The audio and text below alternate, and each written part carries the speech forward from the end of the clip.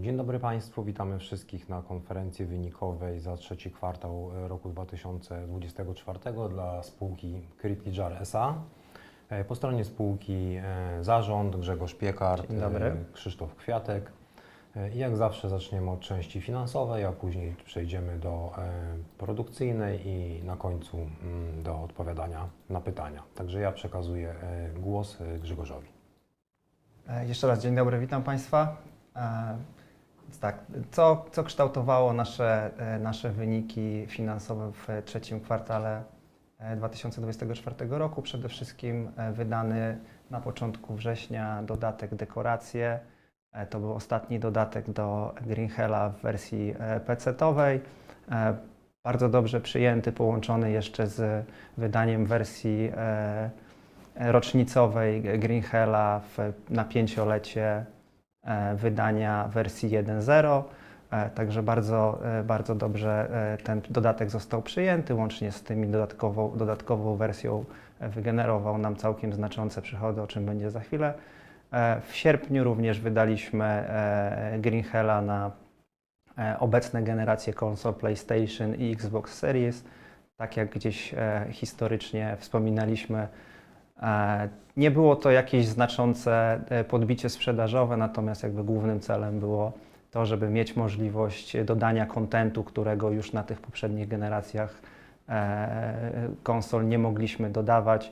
Także jakiś tam efekt sprzedażowy też udało nam się osiągnąć. Samo przedsięwzięcie wydaje się, że będzie ekonomicznie opłacalne, natomiast no jakby już tych historycznych poziomów sprzedaży Greenhella z premiery pierwotnej na konsolach to na pewno nie są te same poziomy. Też jakby kierunkowo podjęliśmy decyzję i jakieś wstępne prace nad tym, żeby tak jak było to celem właśnie spróbować wyrównać poziom kontentu, jeżeli chodzi o konsolę do PC-ta, natomiast tutaj jeżeli chodzi o harmonogram i jakieś dalsze działania, to już jakby zostawimy do komunikacji z graczami naszemu zespołowi marketingowemu. No i oczywiście bardzo ważne, żeby nie powiedzieć najważniejsze, co Państwa pewnie też interesuje, kontynuowaliśmy pracę nad produkcją Star Rapture, także o tym, co, gdzie jesteśmy, to w dalszej części prezentacji opowiemy. Jeżeli chodzi o samo podsumowanie najważniejszych wynikowych pozycji, osiągnęliśmy 7,9 miliona przychodów ze sprzedaży, to jest 13% mniej niż w analogicznym kwartale w ubiegłym roku, natomiast należy tutaj zauważyć, że był to najlepszy przychodowo kwartał w 2024 roku. Jeżeli chodzi o EBITDA, mieliśmy 3,6 miliona i to blisko 40% mniej niż w ubiegłym roku. Zysk netto 3,5 miliona, mniej o 44%, natomiast no, tam na to wpływ miały pewne zdarzenia jednorazowe, w szczególności związane z ujmowaniem bądź nieujmowaniem w zeszłym roku programu motywacyjnego, o czym za chwilę. Jeżeli chodzi o samą sprzedaż w sztukach, to blisko 500 tysięcy kopii, to o czym wspominałem. Bardzo wysoka sprzedaż na Steamie właśnie dzięki temu, że mieliśmy udany dodatek, udaną promocję i tą nową wersję rocznicową. No i też całkiem niezła sprzedaż na konsolach, też jakby porównując do poprzednich kwartałów w tym roku. Jeżeli chodzi o środki pieniężne i aktywa finansowe, mieliśmy 72,7 miliona złotych na rachunkach bądź w instrumentach finansowych i to jest mniej więcej tyle samo, co było na koniec pierwszego półrocza w tym roku. Na produkcję naszych gier wydaliśmy 3,5 miliona złotych. Jest to więcej niż ponad 1 milion złotych więcej niż w zeszłym roku w analogicznym okresie. No tutaj nam to oprócz oczywiście ciągle wysokich nakładów na Star Rapture dołożyła się też ta wersja konsolowa, którą żeśmy wydali w tym kwartale. Na koniec kwartału też mieliśmy 66 osób w zespole i to jest stabilny poziom w porównaniu z poprzednimi kwartałami w tym roku. Też, jak już wspominałem, mieliśmy wersję rocznicową, bo mieliśmy rocznicę wydania Greenhella, czy rozpoczęcia sprzedaży. Tak? Zarówno w tym kwartale przypadała 5. rocznica wydania 1.0, jak i 6. rocznica wydania wersji Early Access i tak jak zawsze w ostatnich latach w tym kwartale takie robimy króciusieńkie podsumowanie, jak to przez ten okres się rozkłada, właśnie licząc latami od momentu, kiedy gra została wydana w Early Access w sierpniu 2018 roku. Łączne przychody w ciągu tych 6 lat osiągnęły już ponad 200 milionów złotych. Po drugiej stronie wydatki takie bezpośrednie na produkcję tego tytułu osiągnęły 20,5 miliona, także mamy prawie idealnie 10-krotne przebicie, jeżeli chodzi nakładów i kosztów na produkcję i przychodów. Także bardzo jesteśmy z tego zadowoleni. To jest coś, co jakby napawa nas nadzieją też pod kątem kolejnych projektów. To jest prawdziwy long seller. Zakładamy, że naprawdę jest to bardzo, bardzo mocne IP. Wchodząc jeszcze w większe szczegóły, jeżeli chodzi o rachunek wyników, no, w przychodach już mówiłem, spadek o 13% w porównaniu do zeszłego roku, natomiast jeżeli chodzi o koszty, no to koszty urosły o 36%. W największej mierze to była pozycja z wynagrodzeń, gdzie jak wspominałem ujęliśmy koszty związane z programem motywacyjnym na kwotę 1,2 miliona, gdzie takich kosztów w ubiegłym roku w trzecim kwartale jeszcze nie ujmowaliśmy. No oprócz tego urosły nam usługi obce z 1,5 w zeszłym roku na 1,8 miliona złotych. No i tu jakby to, co mówiłem, też w jakimś stopniu na to się przełożyło, czy wynikało to z kosztów związanych z portowaniem na te najnowsze wersje konsol PS i Xbox. No i spadła nam rentowność na wszystkich poziomach w porównaniu z zeszłym rokiem. No to jest pochodna tych dwóch elementów, o których mówimy, tak? Czyli spadku przychodów i ujmowania tych kosztów zwiększonych. Przy czym no dalej uznajemy, że rentowność netto na poziomie 45% wygląda naprawdę całkiem dobrze i atrakcyjnie. Jeżeli chodzi o bilans, no to tutaj też jakby nic wielkiego się nie dzieje. Suma bilansowa 107, prawie 108 milionów złotych. Wzrosty na aktywach trwałych, przede wszystkim w wyniku nakładów związanych z Rapture. Na koniec kwartału te nakłady wyniosły 23,5 miliona złotych. No też wzrosło nam aktywo związane z podatkiem odroczonym. To jest taki sposób, w jaki rozpoznajemy ulgę IP Box, czy sposób opodatkowania IP Box. Aktywa trwałe wzrosło o 400 tysięcy złotych w związku z ukończeniem remontu naszego biura. Jak już wspominałem, środki pieniężne i aktywa krótkoterminowe finansowe to było 72,7 i tu mieliśmy blisko 17 milionów na rachunkach, 36 milionów w lokatach i blisko 20 milionów w obligacjach krótkoterminowych podmiotów z grup bankowych, które nas obsługują. Jeżeli chodzi o stronę pasywów, no to tu jakby nic wielkiego się nie działo. Utrzymujemy dalej bardzo wysoki poziom kapitału własnego, zewnętrznego finansowania właściwie w ogóle nie mamy. Zobowiązania to są zobowiązania podatkowe w trakcie roku wykazywane w wyższej liczbie, wyższej kwocie ze względu jakby na sposób ujmowania tego IP Boxa, no i jakieś tam handlowe w mniejszym zakresie. Jeżeli chodzi o cash flow, no to co mówimy, udaje nam się już w 6., a właściwie w tym momencie już 7. roku sprzedaży Greenhella ciągle utrzymywać pozytywne przepływy z działalności operacyjnej. One wyniosły w trzecim kwartale 2,6 miliona i de facto pokryły wydatki inwestycyjne prawie związane z produkowanymi przez nas gry. Tutaj takim ujemnie trochę na cashflow wpływającą pozycją to było zwiększenie stanu należności. To, co mówiłem, we wrześniu wykazaliśmy wyższą sprzedaż, więc te należności na koniec okresu nam wzrosły. Natomiast one już są spłacone, więc skonwertowały na gotówkę i obecnie już są już są gotówką. Jeżeli chodzi o wydatki inwestycyjne, jak wspomniałem, przede wszystkim najważniejsze to nabycie wartości niematerialnych i prawnych związane z produkcją Star Rapture, no i dość duże obroty wykazujemy we wpływach i spłatach w związku z nabyciem i później wykupem obligacji, które nabywamy w ramach naszych inwestycji krótkoterminowych. W cashflowie finansowym nic ciekawego, jakieś tam nieznaczące płatności odsetkowe. I to tyle, jeżeli chodzi o wyniki, więc oddam Krzysztofowi głos i pewnie opowie teraz o Star Rapture trochę więcej. Tak, dziękuję Grzegorz. Do Green Hella, no to już wszystko powiedziałeś, co się dzieje, więc zaczniemy od razu od Star Rapture.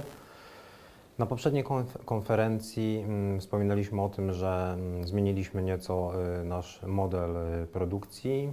Przeszliśmy na pracę sprintami, krótszymi sprintami, odeszliśmy od długich milestone'ów i stworzyliśmy takie małe, dedykowane strike teamy do pracy nad elementami gry. I związane to było z tym, że nie do końca byliśmy zadowoleni z tempa pracy i z jakości rzeczy, które powstawały. Zmiana odejścia od milestone'ów, przejście właśnie na sprinty i strike teamy miało z jednej strony jakby przyspieszyć iteracje, ilość tych iteracji, możliwość feedbackowania, a z drugiej strony już pracować nad tymi elementami tak, żeby one po prostu osiągały docelową jakość. No i wszystkie te zmiany, które wdrażaliśmy, sfokusowane było na to, żeby zrealizować założenie, którym był build beta, który sobie zakładaliśmy, żeby stworzyć na koniec tego roku. I teraz w międzyczasie pracy tej obecnej, którą mamy, trwało też jakby kompletowanie backloga, czyli listy wszystkich zadań, wszystkich elementów, które muszą powstać do gry.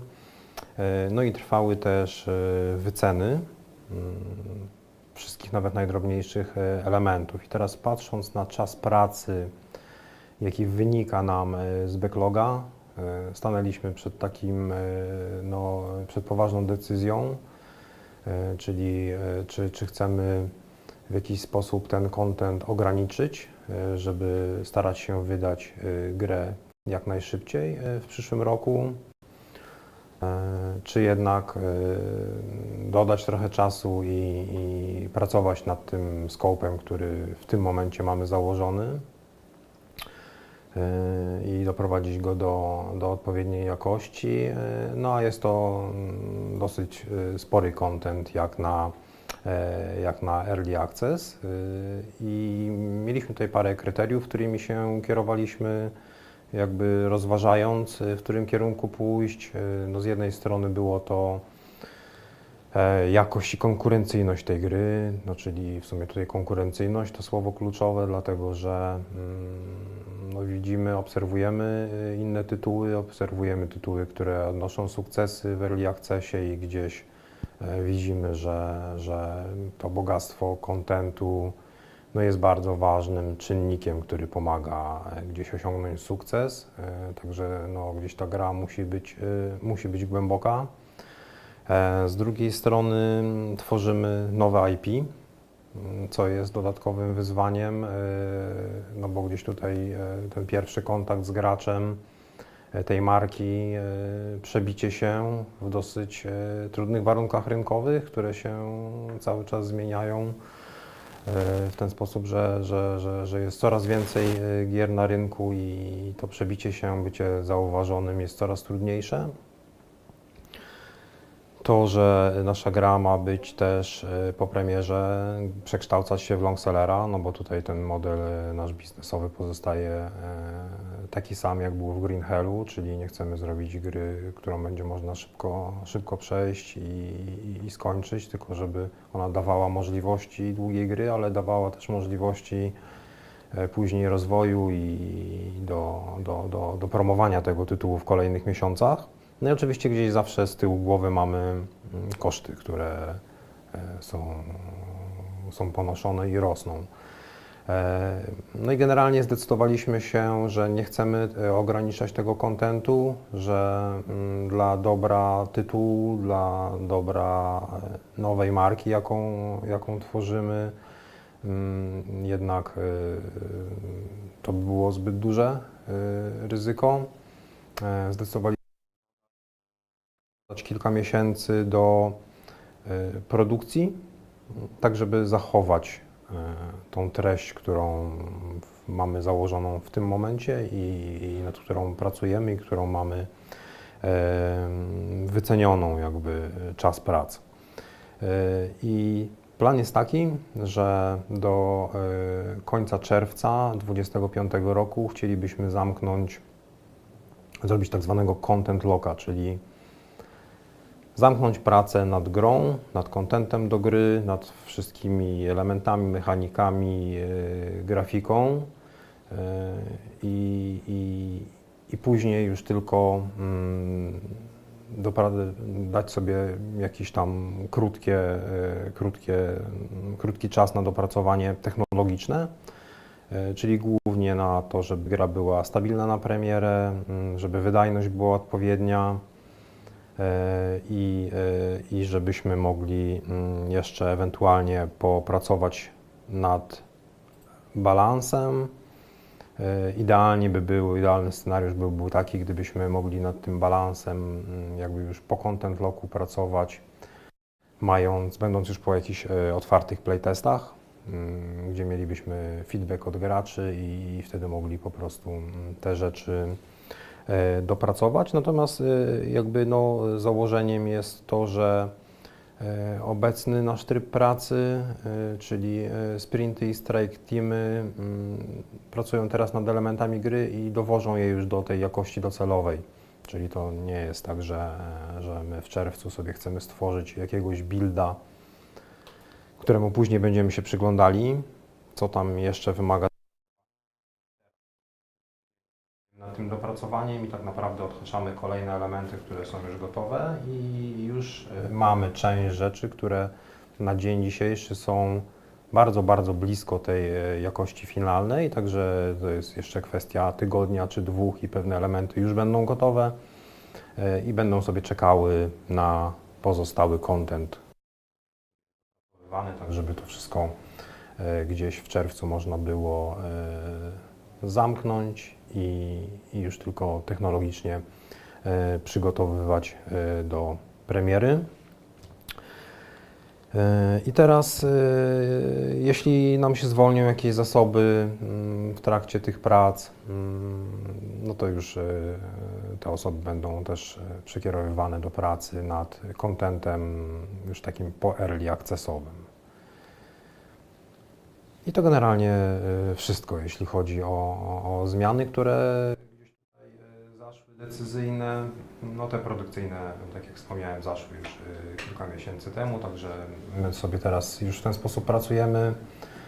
Zadowoleni jesteśmy z wyników tych prac. Widać, że to tempo znacznie wzrosło, ale przede wszystkim widać też, że rzeczy, które otrzymujemy, to są takie rzeczy, którymi możemy się już, które mogą trafić do gry, tak? I one są fajne, są dopracowane pod względem gameplayowym, ale też pod tym względem takim wizualnym, animacyjnym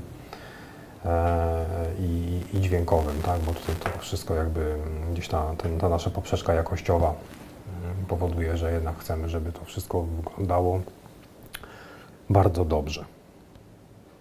No i drugi temat, jeżeli chodzi o Star Rapture, który na pewno Państwa interesuje, to marketing. Mówiliśmy o tym, że do końca roku mamy pokazać taki gameplayowy, przekrojowy trailer, który by pokazał te wszystkie mechaniki. No niestety, jakby w ramach tych wycen i elementów, które teraz dociągaliśmy, nie uda nam się tego zrealizować, natomiast zakładamy, że to przesunięcie będzie niewielkie, znaczy kilkutygodniowe, więc na dzień dzisiejszy takim bazowym scenariuszem jest, że pokażemy światu w styczniu ten trailer. Może byśmy byli z nim gotowi gdzieś tam na przełom roku, natomiast zakładamy, że, czy to jest bardzo prawdopodobne, zakładamy tylko, że wtedy to nie jest dobry moment, żeby pokazywać, no bo są święta, są wszelkiego rodzaju wielkie eventy na wszystkich, przecenowe eventy na wszystkich platformach, więc uwaga graczy pewnie skupia się trochę na czymś innym niż gdzieś tam na trailerach, także już tam się rozglądamy za jakimś styczniowym okienkiem, żeby ten materiał światu pokazać w najbardziej efektywny sposób. Ja może jeszcze tylko wejdę tutaj w słowo i przypomnę, że ten trailer, na którym teraz pracujemy, przekrojowy, no to nie jest żaden materiał CGI, oderwany gdzieś od produkcji i on jakby jest ściśle związany z produkcją i tak naprawdę przypisany też do pracy tych naszych strike teamów, które pracują, więc elementy, które są gdzieś dowożone do odpowiedniej jakości, będą pokazane w tym trailerze już prosto z gry. Stąd gdzieś to, o czym wspomniał Grzegorz, czyli że w świetle tych wycen pracy potrzebujemy jeszcze kilku tygodni, żeby to przesunąć. Tak, natomiast jakby właśnie mają zawierać te wszystkie najważniejsze, będzie zawierał, no bo jakby już wiemy, co będzie zawierał te wszystkie najważniejsze filary, tak? Czyli na pewno pokażemy budowania, zdecydowanie więcej elementy automatyzacji, tego kombatu, eksploracji, no i gdzieś tam ta nasza jazda, która jak też na screenach Państwo widzicie się przewija, no to też jakby jest jakimś tam znaczącym, nawet bardzo znaczącym elementem, więc zakładamy, że to też tam swoją rolę będzie grało. No i jakby też w świetle tego, że mamy te dodatkowe miesiące związane z produkcją, no to chcemy je efektywnie wykorzystać na działania marketingowe, tak? Udało nam się już jakąś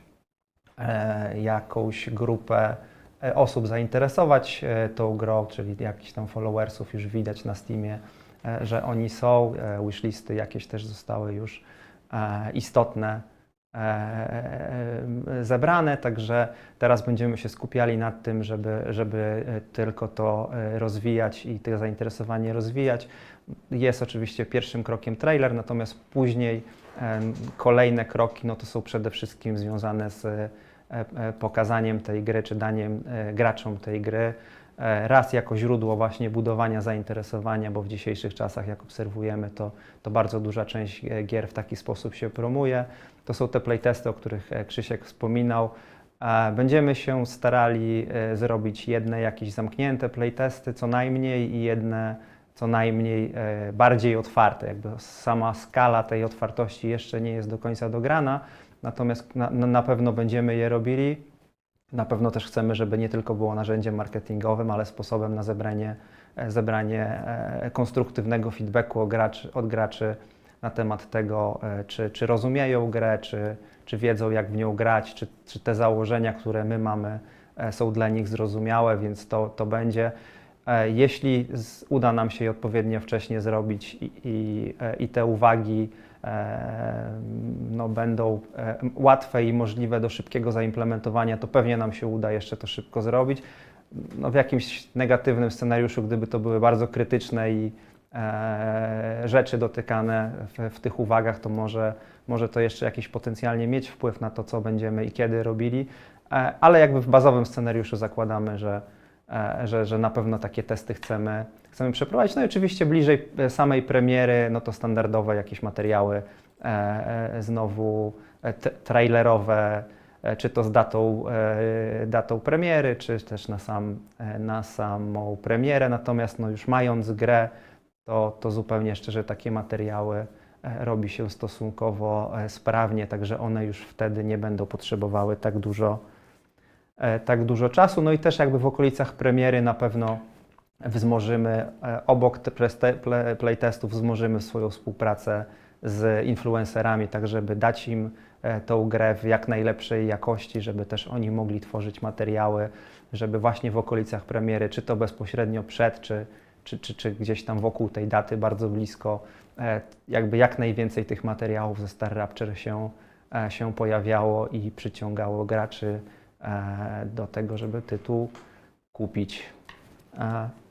I to tyle, jeżeli chodzi o te tematy marketingowe, także chyba przejdziemy teraz do Q&A.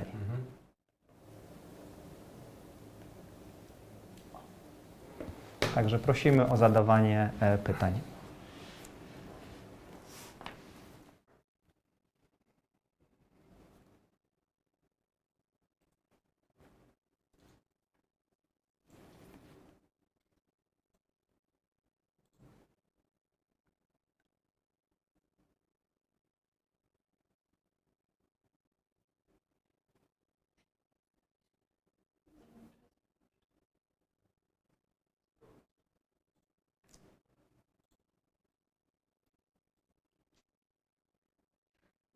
Dostajemy informację, że jest jakiś problem z czatem, tak? Czy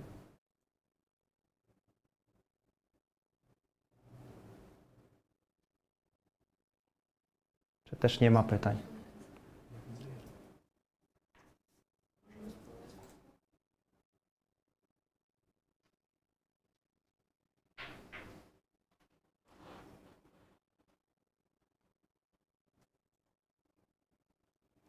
Jeszcze chwileczkę, tak? Bo tak?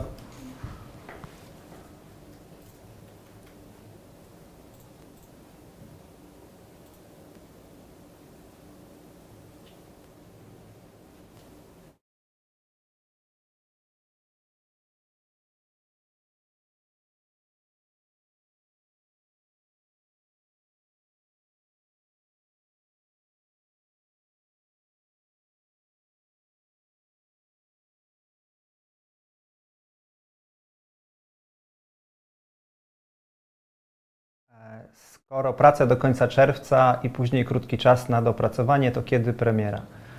Jeżeli wszystko pójdzie zgodnie z tym planem, który na dzień dzisiejszy mamy, no to jakby nie wskazując konkretnej daty, no bo nie jesteśmy w stanie tego zrobić na dzień dzisiejszy, ale zakładamy, że wtedy w trzecim kwartale przyszłego roku premiera powinna być.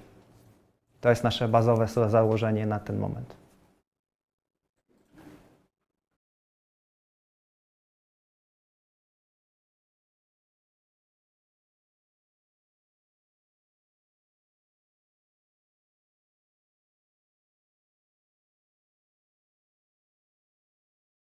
Jakie elementy zdecydowaliśmy się dołożyć w dodatkowym czasie? To nie jest tak, że gdzieś tam są nowe elementy.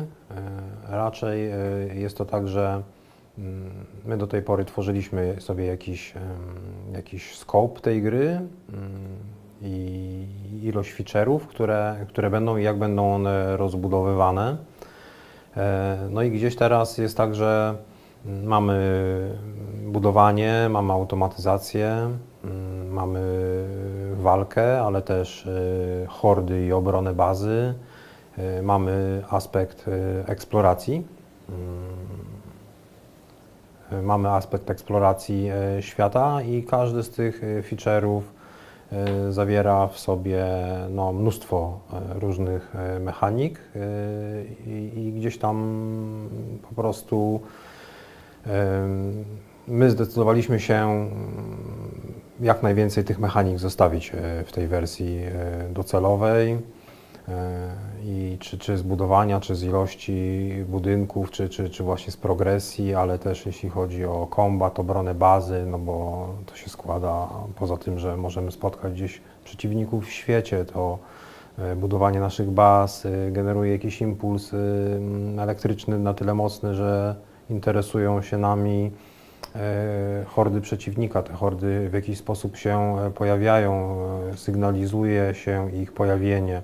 My możemy przystosować obronę bazy, więc to jest dużo elementów, które chcemy po prostu wszystkie zostawić, tak, żeby to było jak najbardziej rozwinięte. Czy ten niezbyt entuzjastyczny odbiór ostatniego trailera przyczynił się do decyzji o wydłużeniu produkcji? Czy uświadomił Wam jakieś niedociągnięcia, czy też może uwypuklił konieczność zmian, czy nie miał wpływu w ogóle?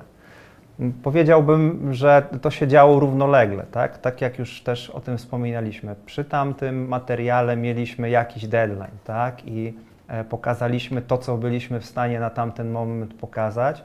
I oczywiście sami nie byliśmy ze wszystkich rzeczy, które tam były pokazane, zadowoleni, dostaliśmy ten feedback, ale też jakby sami wiedzieliśmy rzeczy jak strzelanie chociażby, tak, i związane z tą walką. To jest to, że były zrobione jakieś, natomiast no koniec końców wiedzieliśmy, że one jeszcze wymagają dopracowania. I to, co teraz robimy, tak, to jest to, że właśnie tego typu pojedyncze mechaniki, pojedyncze elementy już dociągamy do tego stanu, który mamy mieć. Więc nie powiedziałbym, że to była główna przyczyna, bo to nie jest tak, że nie widzieliśmy, jak pewne rzeczy tam wyglądały. Natomiast no, też nie był bez wpływu, no bo oczywiście tylko nas utwierdziło w tym, że to nie są czasy, w których można jakimiś półśrodkami wyjść. Znaczy ogólnie to wiedzieliśmy, natomiast no to co mówiliśmy, idea była, żeby jednak ten materiał pokazać w określonym terminie i czas jakby bardzo działał wtedy na naszą niekorzyść. My zawsze feedback bierzemy pod uwagę, natomiast trzeba też wiedzieć, jakie rzeczy filtrować z tego feedbacku, tak? Bo jeśli część z feedbacku traktuje nas jako shootera i te uwagi idą w tą stronę, że to nie wygląda jak shooter, że to wygląda jak shooter sprzed kilku lat, to dla nas jest to poza tą informacją oczywistą, że wiemy, że pewne elementy musimy dociągnąć w tym strzelaniu, to dla nas to jest bardziej też informacją o tym, że kolejnym trailerem nie może być jakiś mały wycinek gry, tylko musi być duży trailer, który pokaże graczom, o czym to jest gra i że to nie jest shooter, tak? Więc zestawianie tego z shooterami jakościowo czy grywalnościowo nie ma jakby większego sensu, tak? Także to są różne informacje płyną, ale no my jesteśmy zdania, że zawsze bardziej warto jednak wypuszczać coś w ten rynek i oglądać, co się dzieje, jakie są uwagi, oczekiwania, niż milczeć. Czy rozpatrywaliście uczestnictwo w programie Microsoft Preview? Jak rozumiem, rozumiemy przez to Early Access Microsoftowy. Nawet nie rozpatrywaliśmy, tylko rozpatrujemy. Znaczy na dzień dzisiejszy jest tak, że oczywiście najważniejszą rzeczą, którą robimy, to jest robienie wersji PC-towej, natomiast już jakieś tam kierunkowo działania związane z przygotowaniem wersji konsolowych już mamy zaplanowane, no i jakby niedługo powinniśmy je wdrożyć przy udziale oczywiście zewnętrznego podmiotu, bo my tych konsolowych tematów wewnętrznie nie robimy. Także tak, jeżeli będziemy uznawali, że mamy produkt gotowy do tego i platformy konsolowe będą otwarte, a rozumiem coraz bardziej się otwierają na early accessy, to jest to jak najbardziej dla nas opcja. Bardzo się cieszymy, że one się otwierają na tego typu rozwiązania, no bo nasze gry tylko mogą korzystać na tym.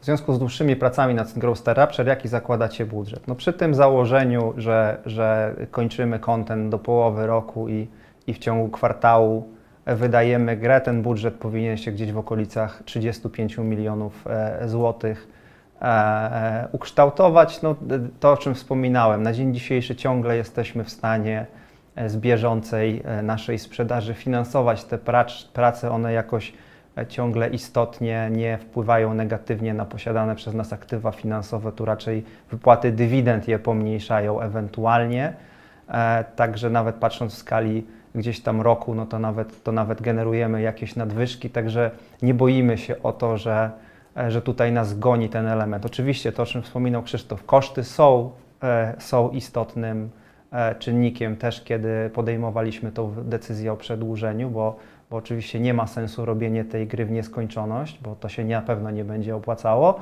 Natomiast uznaliśmy, że to zwiększenie nawet rzędu kilku milionów czy blisko 10 milionów wydaje się uzasadnione w perspektywie dłuższej.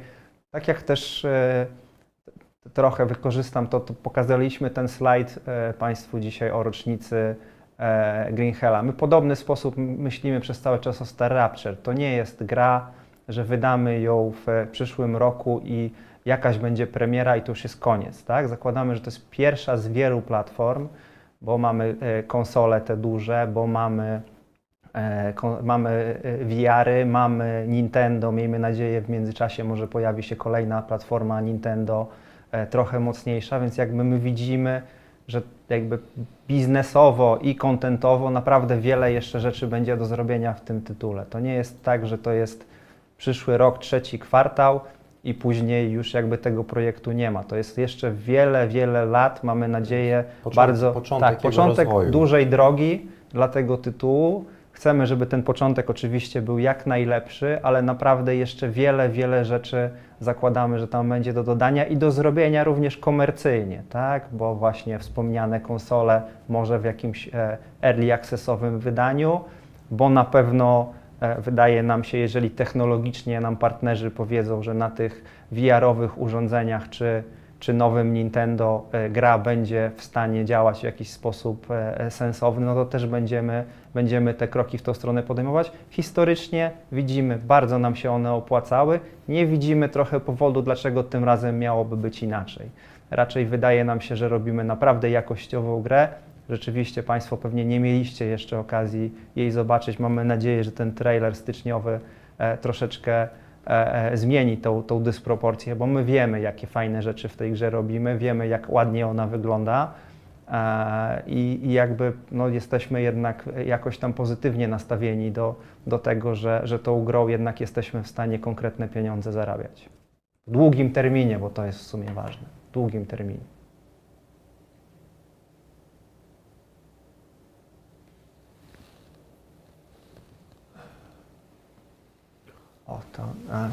Jaką macie strategię na marketing gry? Czym się ma wyróżniać na tle innych tytułów dostępnych na rynku z tego gatunku? Jaki zakładacie rynek, jak rozumiem, total addressable market dla tego IP?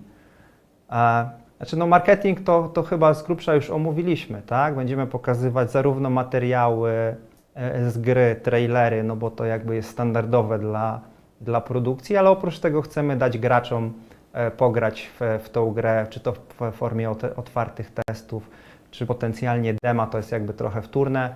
Zobaczymy, jak to nam się będzie składało. No i oczywiście influencerzy, tak? Wiemy, że dla tego typu gier mają oni nieocenioną rolę i na pewno się skupimy w okresie, kiedy właśnie będziemy już bliżej premiery, żeby jak największą liczbę takich osób na pokład wciągnąć, żeby o naszej grze mówili. Tutaj jest drugie pytanie w środku, tak? Czym ma się wyróżniać nasz tytuł na tle innych tytułów dostępnych na rynku z tego gatunku? Więc my generalnie celujemy w taką hybrydę i tym chcemy się wyróżniać. Czyli jesteśmy grą, która jest base builderem, z dużymi możliwościami rozbudowy, menadżowania bazą, automatyzacji.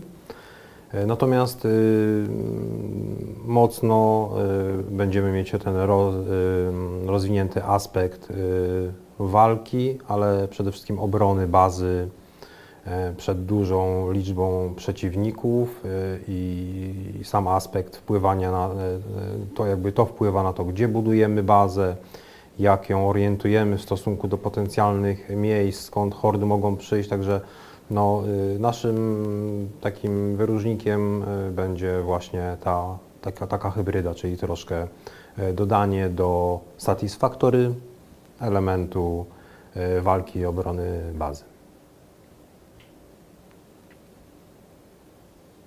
Tak, to było ostatnie pytanie? Tak, okej. To co, dziękujemy bardzo. Już mieliśmy ostatnie pytanie. Dziękujemy bardzo za obecność. Mamy nadzieję, że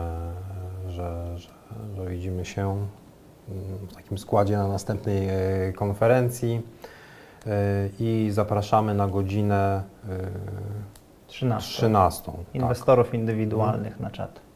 Także bardzo dziękujemy i miłego dnia. Miłego dnia.